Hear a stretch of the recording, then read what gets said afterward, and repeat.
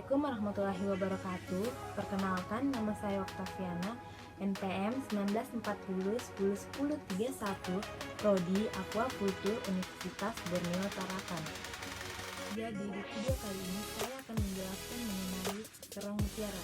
Di sini saya akan membahas mengenai habitat, kebiasaan makan, morfologi, dan lain sebagainya. Mutiara adalah hewan yang bertubuh lunak atau moluska yang hidupnya di laut. Tubuhnya dilindungi oleh sepasang cangkang.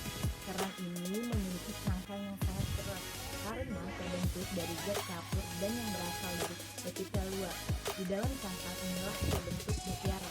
Mutiara dibentuk dan dilindungi di dalam cangkang yang sangat keras ini, sehingga memiliki bentuk yang indah. Kerang ini juga merupakan salah satu komoditas perikanan yang menghasilkan tiram mutiara yang cukup penting sebagai penghasil devisa.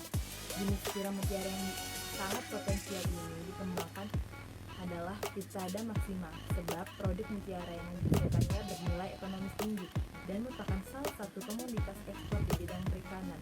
Adapun klasifikasi dari tiram mutiara ini ada filum, yaitu Mollusca kelas Bivalvia, sekelas Ranelabranchia, ordonya ada Hemisomyaria, subordo Teteriomorpha, subfamili Teteridae, genus Pinstada, spesies Pinstada sp.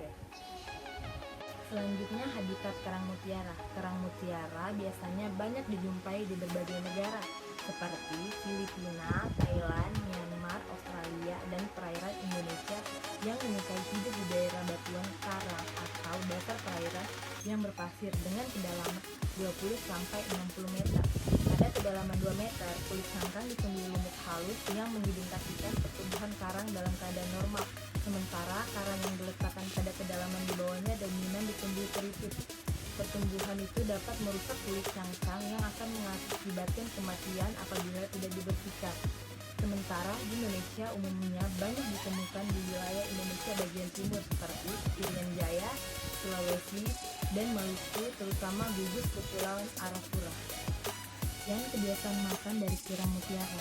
Kebiasaan makan dari tiram mutiara ini biasanya ia memakan semua fitoplankton yang ada di lingkungannya. Tiram mutiara tidak melakukan seleksi terhadap jenis makanan yang terdapat di alam, tetapi menyeleksi makanannya berdasarkan ukuran makanannya. Tiram mutiara menyukai makanan yang memiliki ukuran lebih kecil. Selanjutnya ada morfologi dari tiram mutiara. Morfologi dari tiram mutiara biasanya yang berada pada kedalaman 2 meter, memiliki warna cangkang merah sampai dengan coklat tua yang merupakan warna aslinya, dan ditumbuhi lumut-lumut halus. Pertumbuhan kerang dalam keadaan normal dan sehat dituduhkan dengan kaki yang tumbuh besar serta tempelan bisek pada substrat yang kuat. Kaki mengeluarkan sebuah bisek yang merupakan seikat benang-benang yang kuat berwarna kecoklatan dari protein.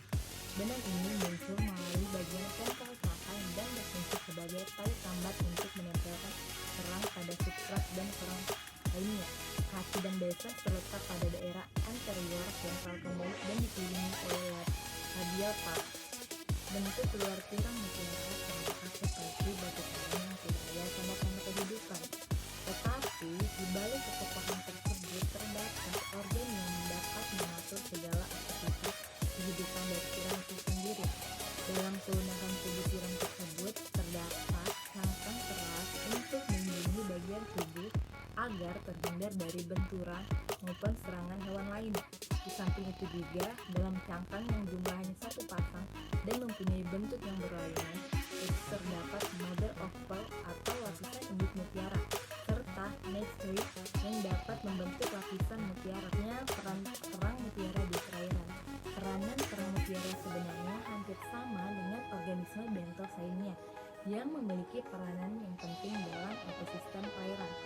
Saat organisme ini mati akan membusuk dan kemudian meninggalkan nutrisi yang digunakan kembali oleh tanaman air dan hewan air lainnya.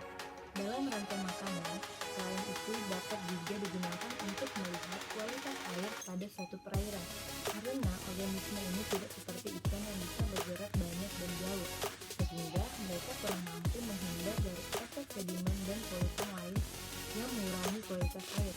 Oleh karena itu, mereka dapat memberikan informasi mengenai kualitas air dan siklus hidup mereka, memungkinkan penelitian yang dilakukan oleh ahli geologi akuatik untuk menentukan setiap penurunan